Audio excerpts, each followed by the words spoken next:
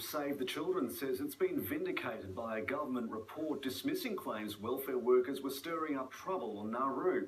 9 workers from the charity were kicked off the island after staff at the Australian-run detention centre accused them of encouraging protests to undermine the government.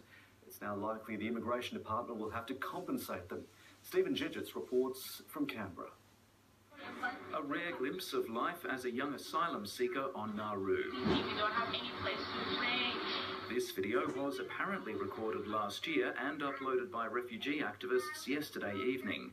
At roughly the same time, the Immigration Department quietly released a second critical report into the forced removal of 9 Australian NGO workers from the island. The way that Save the Children's name was dragged through the mud is completely unacceptable. In September 2014, the contractors running Australia's detention centre accused the workers of orchestrating protests and encouraging detainees to make false allegations. Then Immigration Minister Scott Morrison also issued a stern warning. The public don't want to be played for mugs with allegations being used as some sort of political tactic. He launched an inquiry which eventually cleared Save the Children. Now, an internal Immigration Department report has also shredded the claims against them. The report is heavily censored. It says the department acted in good faith, but found there was no evidence or reliable information that Save the Children staff were encouraging protests.